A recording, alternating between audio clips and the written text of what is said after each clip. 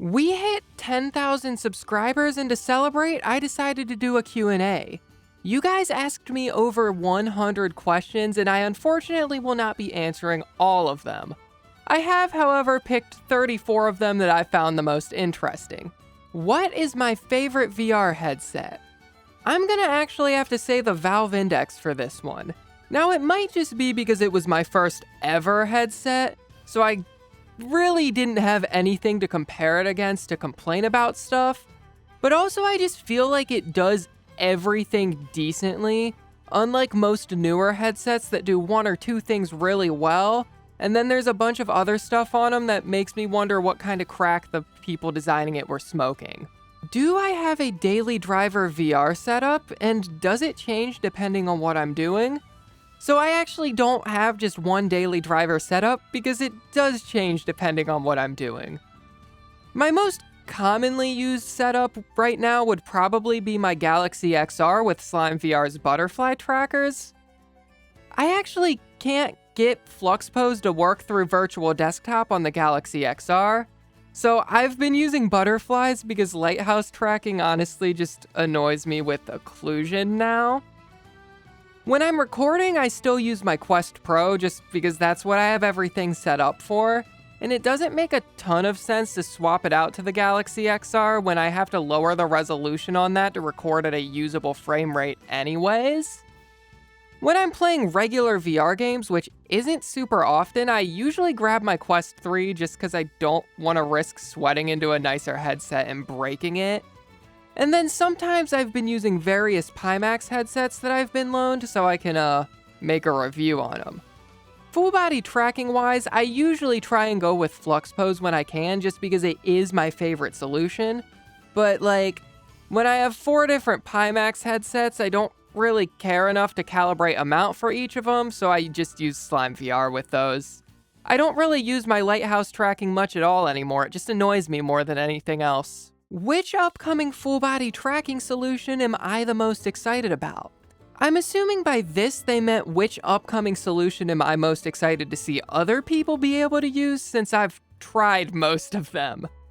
For that, I'd have to say FluxPose just because it makes the biggest difference compared to any other tracking solution out there right now. Slime VR's butterfly trackers are really cool, but they don't have a different tracking quality compared to their older trackers. I also know a lot of people were excited about like that Moverse camera tracking stuff. I mean, I've tried it and I personally wasn't too impressed with it, and there is a reason I did not make a video on it. FluxPose is cool though. What is the best full body tracking for mocap, and is Slime VR good for it? Well, I wouldn't say there's any one best solution for motion capture since you can just use any VR trackers for mocap if you use something like VMC, or there are specialized programs that let you do it all in just one interface. I'd say Slime VR is a really good choice for it though, just because of how much mocap stuff they have built right into their server. You can set everything up so you can just record your clips right there, and you also don't need to get expensive trackers to do it since you're really doing like short little clips. You can get away with buying really cheap BMI 160 trackers or whatever since the drift isn't that much of a problem, and any weird issues you end up having can usually just be cleaned up when you're cleaning up the rest of the mocap work. Is VR an expensive hobby? Well, it certainly can be. I don't really want to know how much I've personally spent on like headsets and full body tracking gear, because I'd assume it's over 5 figures by this point.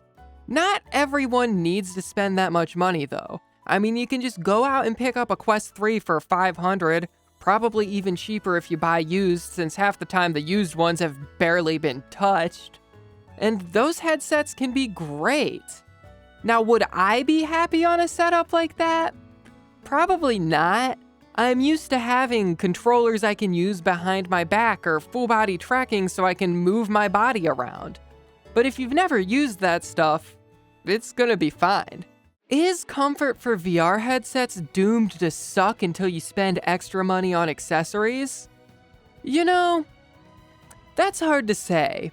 because I feel like this was a lot less of a problem on older headsets like the Index or the original Vive and Vive Pro than it is on stuff like a Quest 3, Quest Pro, Galaxy XR, or whatever the hell Pimax is doing.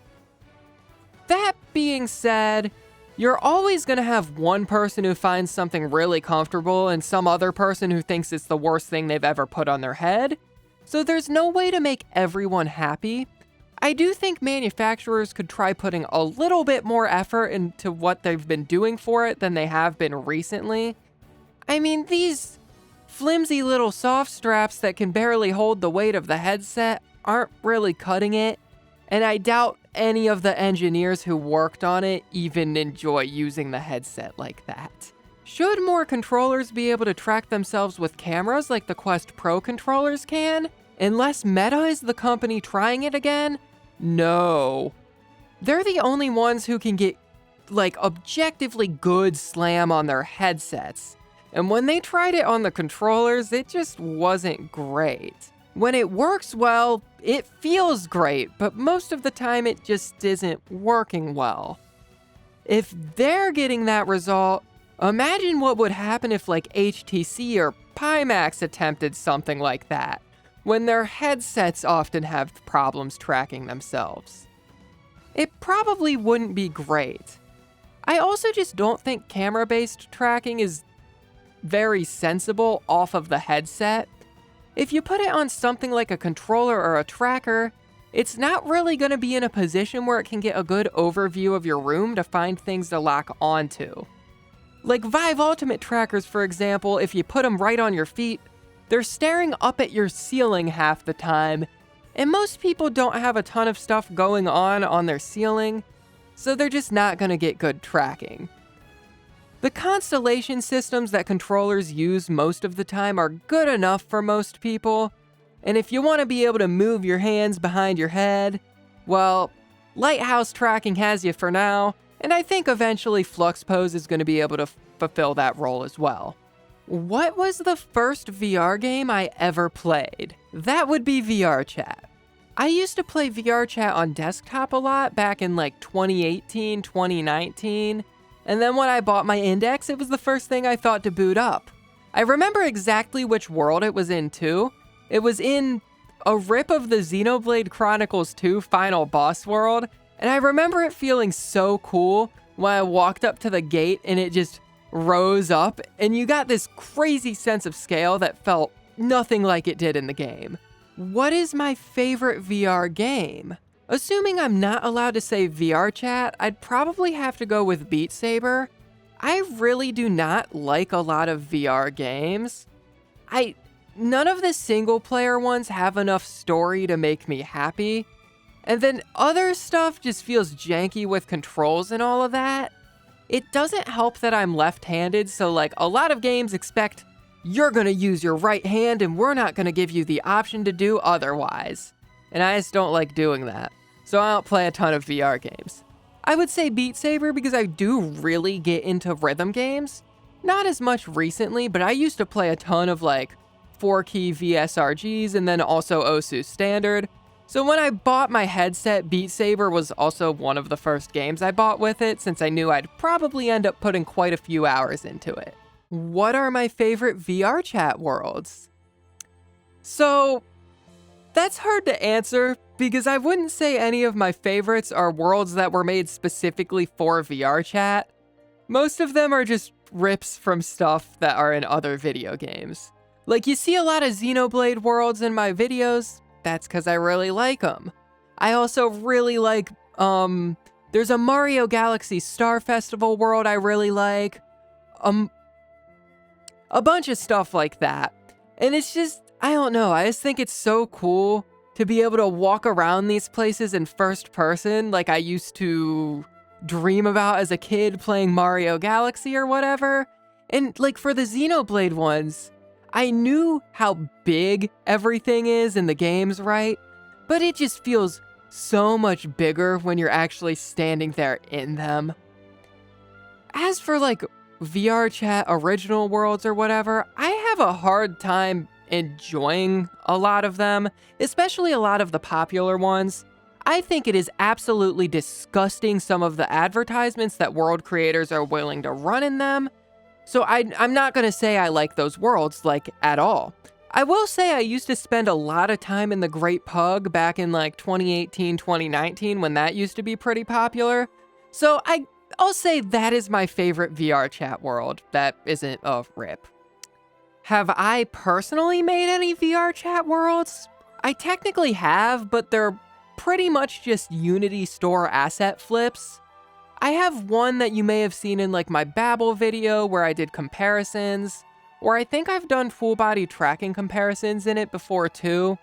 It exists basically so I can have a stationary camera that will never change between sessions, and there's like a shader applied to it that I found somewhere that lets me push my VRChat camera into it, so that's the camera that ends up being streamed to my OBS. I also have a second one that I was using for some interview stuff that I don't know if that's ever going to end up being a video.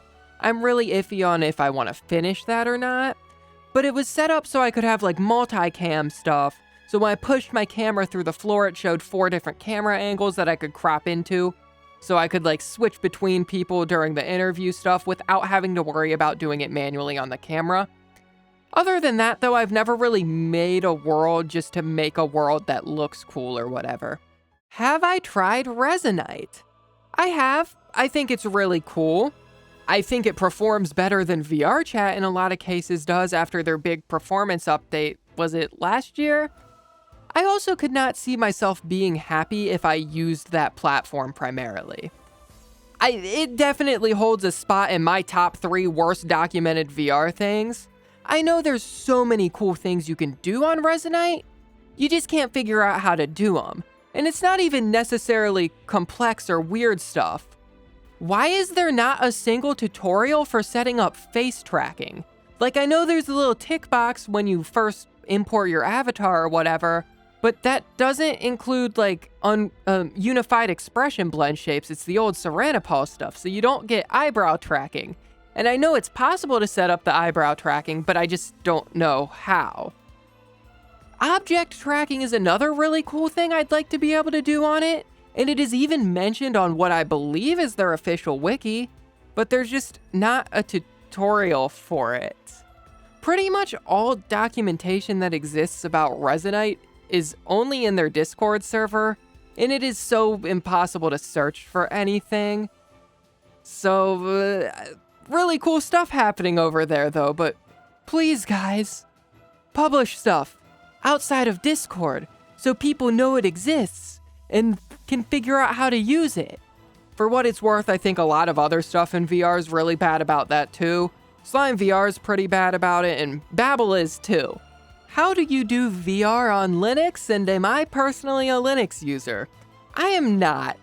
Well, I have my laptop set up so that it can dual boot into Linux if I really want to, but like, I can't fully switch to Linux for VR stuff because FluxPose's Linux software isn't done yet, and like, I don't really want to be stuck on an operating system where I can't use that.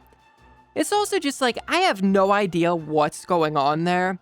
I've set up Wyvern before, and I've used that to stream, and I've done like Slime VR stuff with it, which is cool. But I can't figure out how to get like my desktop overlay like I would in Steam VR, so that makes it pretty unusable for me. I don't know. Maybe one day I'll try switching to Linux, but I just can't bring myself to yet. Have I ever considered getting a haptic vest?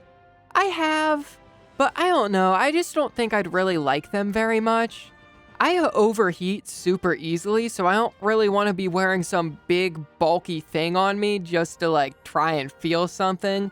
I think like the OWO suit shocking one could be pretty cool, but even the... I think like the OWO suit shocking one could be pretty cool to try, but I still don't see myself using it a ton, just because I am normally on like VRChat if I'm playing VR. And I suppose you can set it up so like other people touching you trigger it, but I don't know, that just seems weird to me. Please don't touch me. I don't want that. It's also like we're seeing a bunch of full body trackers start integrating haptics into them. Like Fluxpose has the motors for it that may eventually get used for that. And I know there's certain slime compatible trackers that like have motors in them too that are supposed to be getting haptics soon. I just don't know if it's worth the investment for me personally, but I can definitely see how people who play a lot of like shooter games or story-based single-player games and stuff where you're doing a bunch of combat can have fun with those. What do I want to see more of in dragon avatar bases? Well, I'd really like to see some more scaled ones. It seems like every single one that comes out is like a fluffy or furred one, and I don't know, I just don't have much fun in those. I would also like to see more of them have face tracking when they come out, please. It doesn't need to be free, it can be an add-on, but like, I will never consider buying an avatar if I can't get face tracking on it anymore. And I feel like a lot of other people are in that same boat nowadays with how much more common face tracking have become.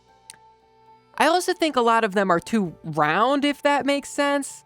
I don't know how to describe it. They just look rounded off, and they don't look like a dragon to me.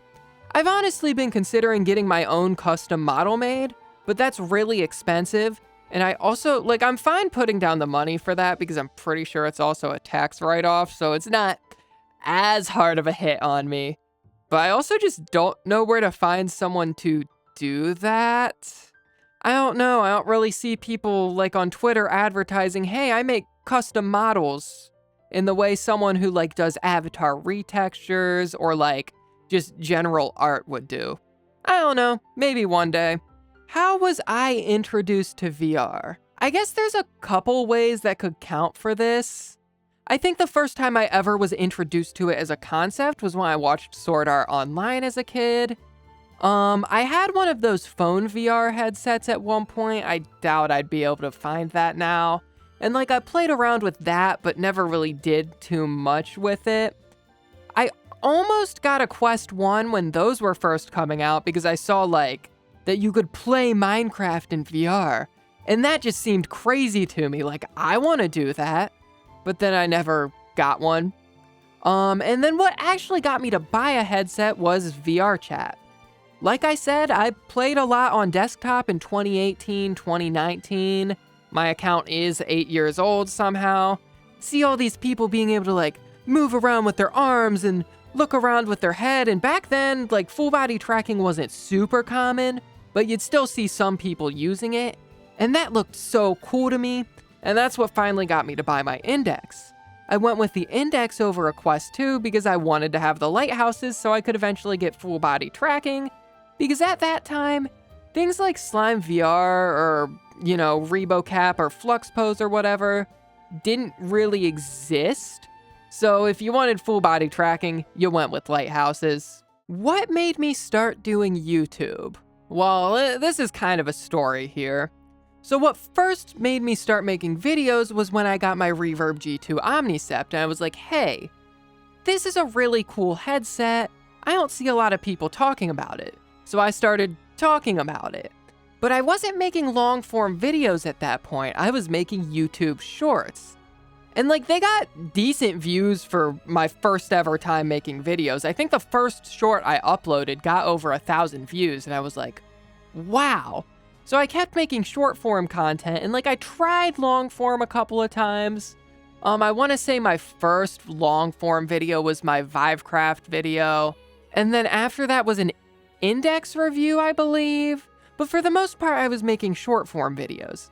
And for a while, I was only uploading them on YouTube. But then one day I was like, I should just upload these to TikTok. I'm already making them. And then I started getting way more views on TikTok, and it was like, oh, well, I guess I'll just keep making short form videos because these are doing well. These are fun to make. And then I started getting more and more into it. And I just felt like the kinds of videos I wanted to make didn't really lend themselves well to short form content. I wanted to make more in-depth stuff. And it really isn't a great idea to do that on shorts if you want people to find it and enjoy it. So then I started making more long form videos, and here we are today where I don't really make shorts anymore. I still upload to TikTok occasionally, but most of the time it is me money farming on affiliate links with Quest accessories on TikTok Shop. If I didn't do YouTube, what would I do instead? Well, I'm assuming you mean like social media wise. I guess I probably would have just stayed making like short form content on TikTok. I don't know. If you mean like otherwise, well, first of all, I still have to do other stuff because it's not like this is paying the bills. I don't know what kind of money y'all think YouTubers make, especially at like my viewership, but it's not as much as a job pays. I do have a degree in math. That's a fun fact about me, I guess, and I do intend on using it still. So, I guess that. Does my sarcasm come from being a content creator? No, it does not. I'm just like this for some reason. It maybe isn't the best character trait to have, but like, I feel like not enough people are sarcastic. Especially people who are like making videos and stuff. Be sarcastic, complain more. Stop saying something's good if it's not good. Do I have like a ref sheet or lore for my dragon? Well, I do have a ref sheet. It's very old. It's very outdated too. There used to be like these blue highlights on him, but I ended up like getting rid of those once I started making more VR avatars. There is one version of one of my avatars that does have it, but I ended up just not liking it.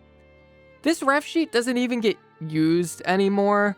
Me and the person who originally designed him have like just what I can only describe as this MS Paint masterpiece that's just blotches of colors that get used.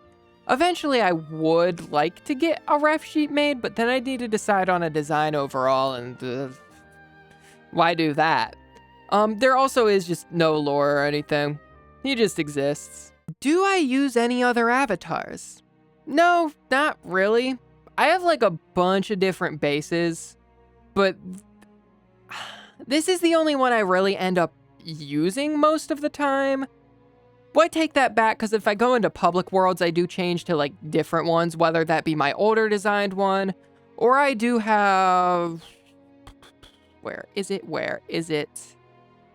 I hate my life. Where is it? VRChat's menus suck. Are we gonna change?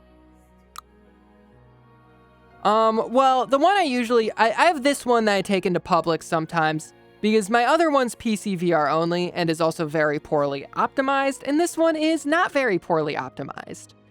I don't really like using it that much because one, I'm not the biggest fan of fluffy ones. Two, the eyebrow tracking just doesn't work on it, and it looks really weird because they just are frozen in place, and I don't know. So that's why you've never seen it in a video, other than the fact I just like how my other one looks better. Do I stream?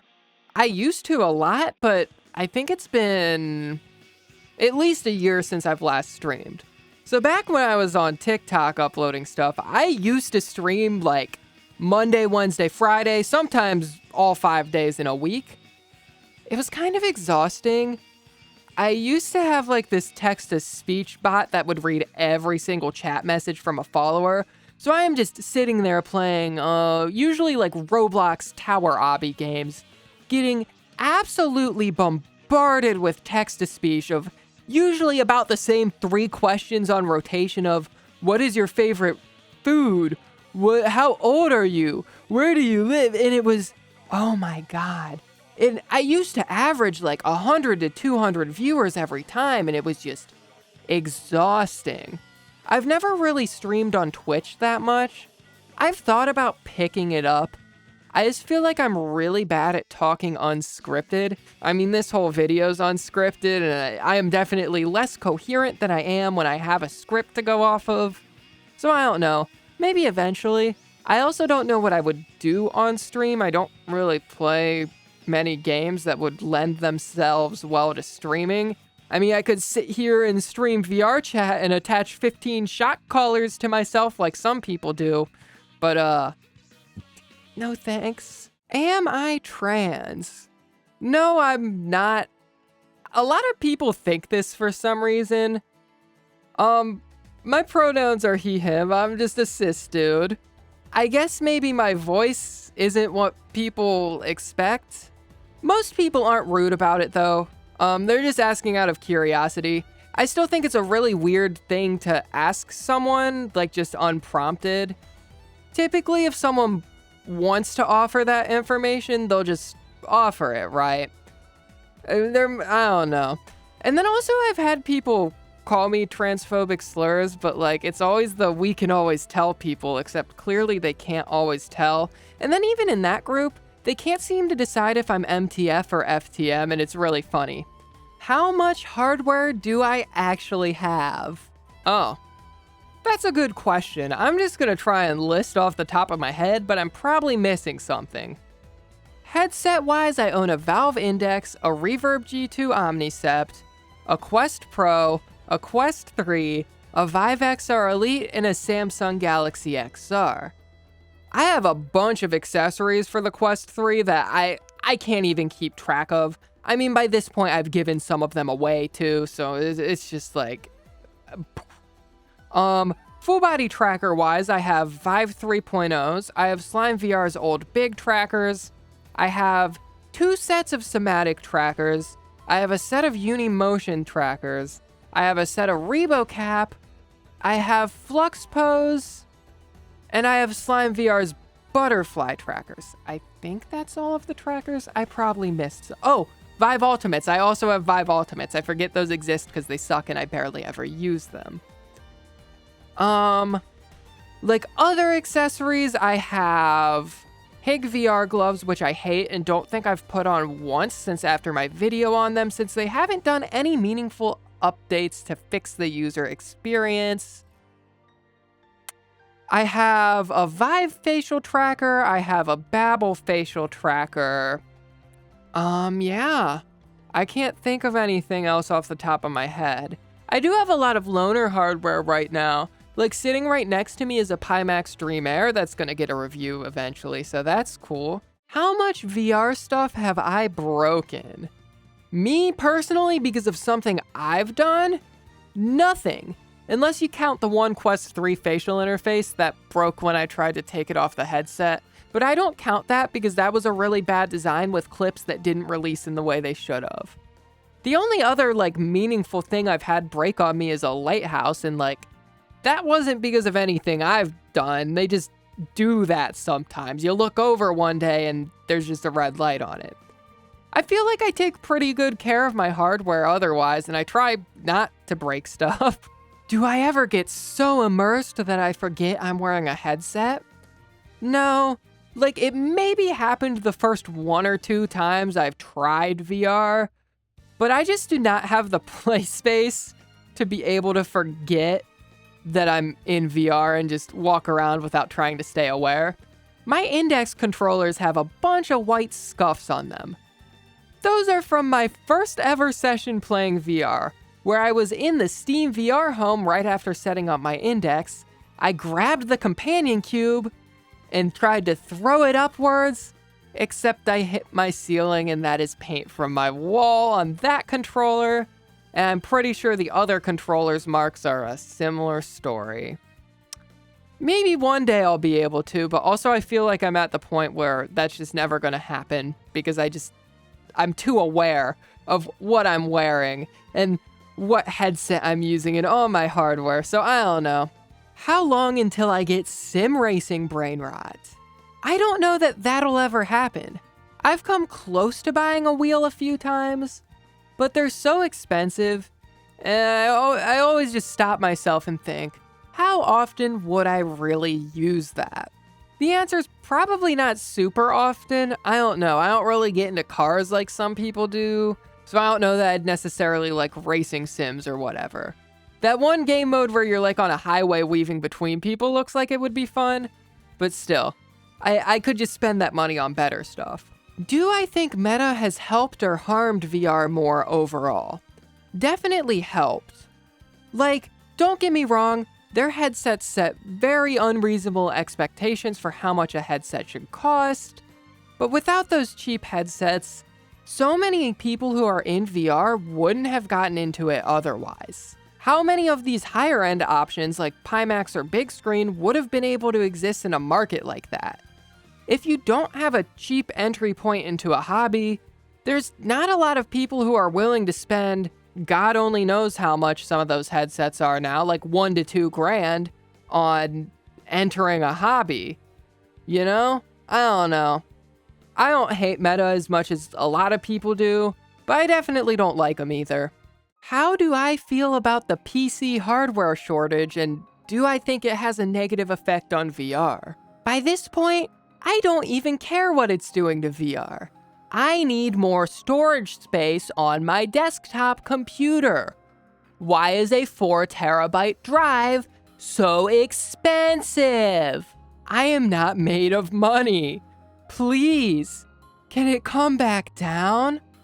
On another note, I mean, it's not doing great things for VR either. We've seen Pico raise prices in some markets. I think Meta's considering raising prices in some markets. And God only knows what stuff like the frame is going to end up coming out at. What do I think about Pico? I mean, I don't really think much about them. I can't easily buy one of their headsets, get a full warranty, get good support on it. And most of my viewers are based in the United States, so they can't either. So in turn, why would I buy something not a lot of people are gonna care about that I'm not necessarily gonna care about? I'm not really gonna use over one of my other headsets. And like, a lot of stuff they do doesn't make a ton of sense to me. They clearly care about social VR more than Meta does, since they've made their own trackers. But then when the Pico 4 Ultra came out, they removed the eye tracking that the Pico 4 Pro and Enterprise had, and it's like, what's happening? Why do that? So I don't know, they're an interesting company. What do I think about the Steam frame, and will I be getting one? I most likely will not be getting a Steam frame unless Valve personally sends one to me for me to review. I just don't care about the headset that much. To me, it just looks like a Quest 3 2. It has eye tracking, which you can use for foveated encoding, but I doubt it'll end up looking expressive or good for social VR. Technically, it does have a stronger processor than the Quest 3, but it has to use some of that extra processing power to do things like use the cameras on the headset for tracking or calculate eye tracking, because the Quest 3's XR2 Gen 2 or whatever it's called has dedicated hardware to do stuff like that, whereas the whatever's in the Steam frame is just a regular phone processor that isn't necessarily meant for that. So I don't think the performance gains are going to be great.